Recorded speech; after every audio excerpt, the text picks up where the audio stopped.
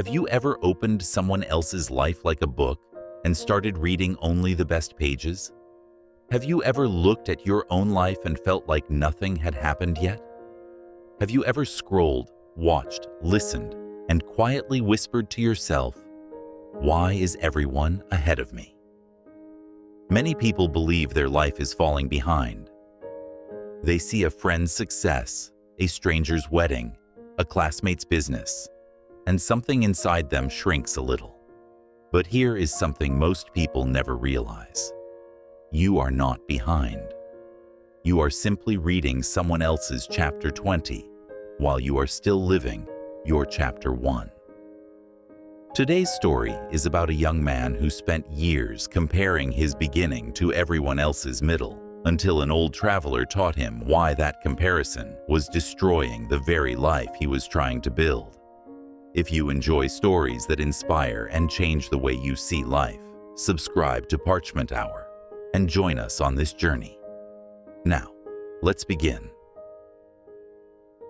In a quiet village surrounded by wheat fields, there lived a young man named Samuel. Samuel was not lazy.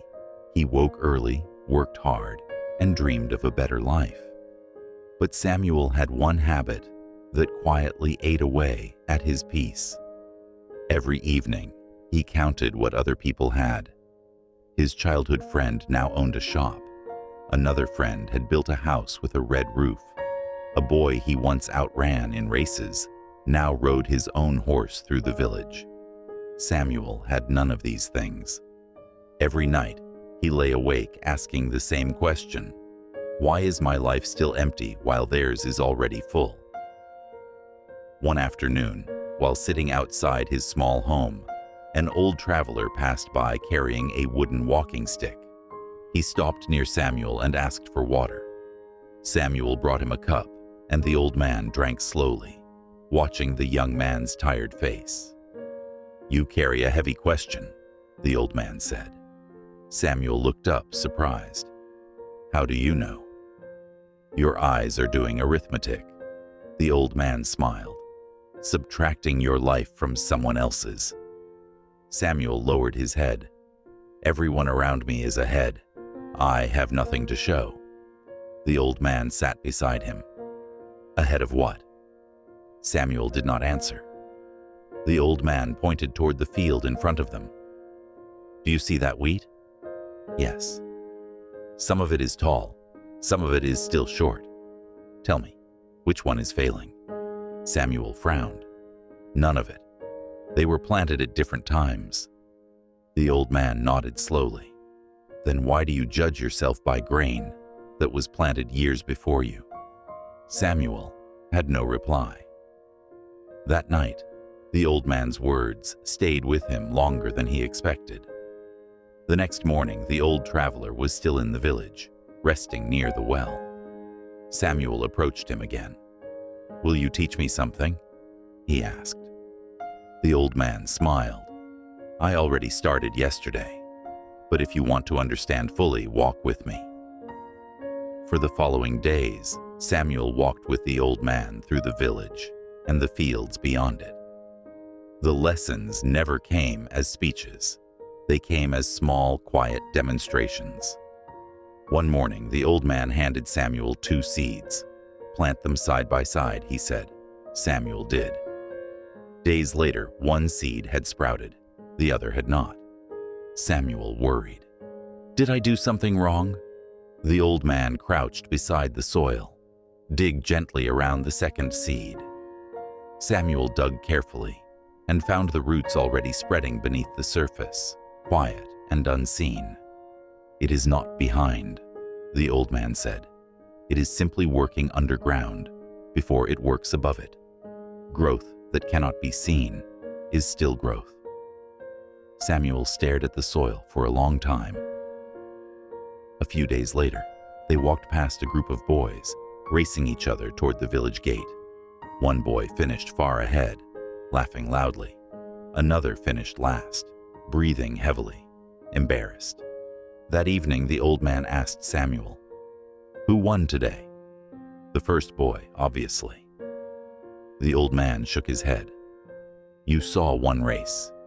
You did not see how long each boy trained, what each boy carries at home, or what each boy is running from. A single race tells you nothing about a whole life.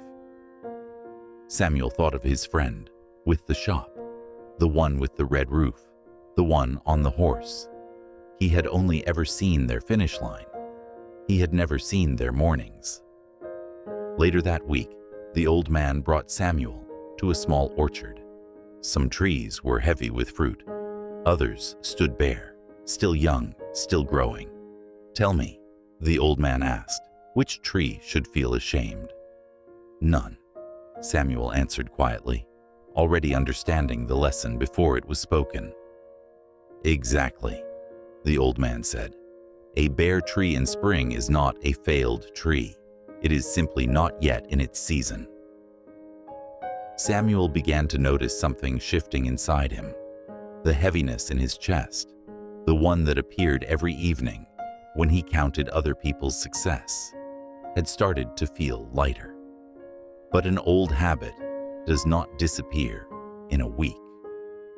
One evening, Samuel's childhood friend, the one with the shop, invited the whole village to celebrate the opening of a second location. Tables were filled with food. People clapped and congratulated him.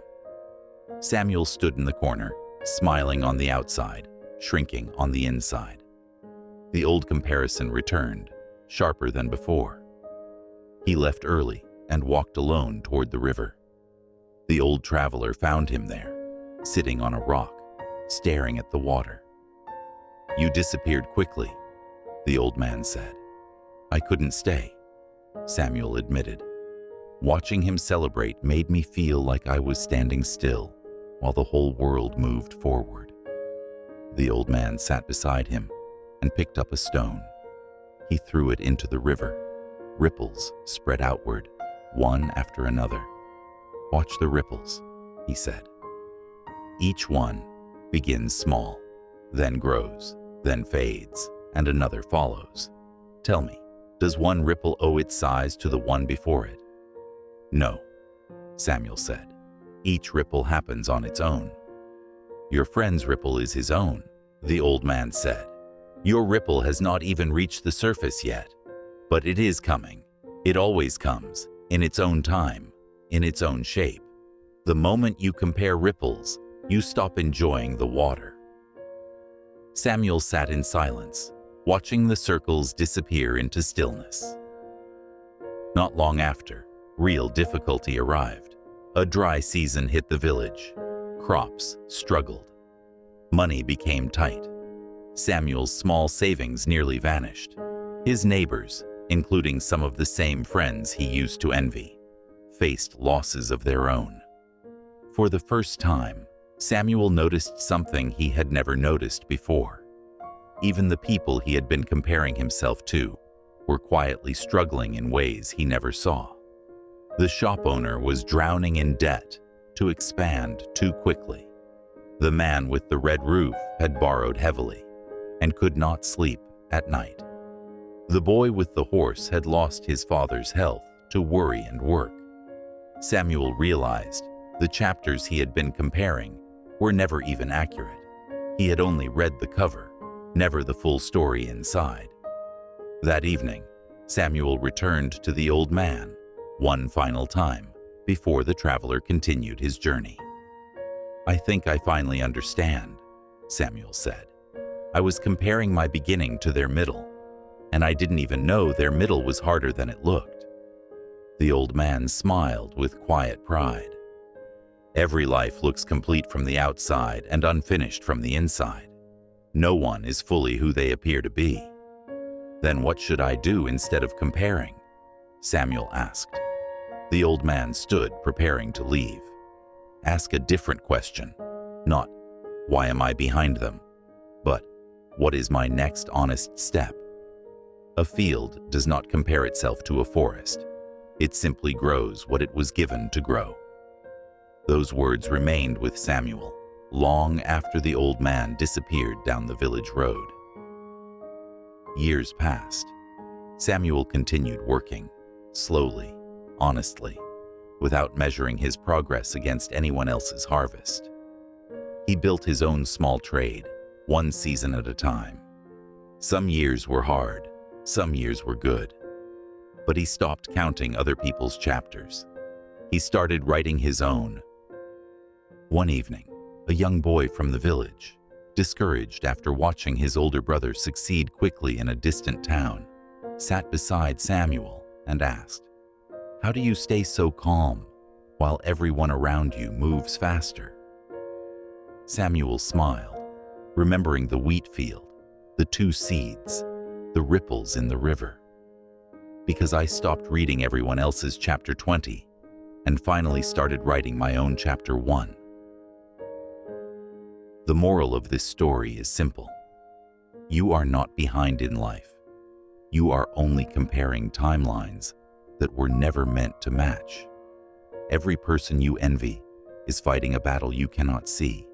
Every ripple begins small before it ever spreads. Growth that is invisible is still growth. Your only responsibility is your next honest step, not someone else's finish line. If this story reminded you to stop comparing your beginning to someone else's middle, share it with someone who needs to hear it today. And if these motivational stories help you see life a little more clearly, make sure to subscribe to Parchment Hour and turn on the notification bell so you never miss the next one. Thank you so much for watching. Write your own chapter at your own pace, and I will see you in the next story.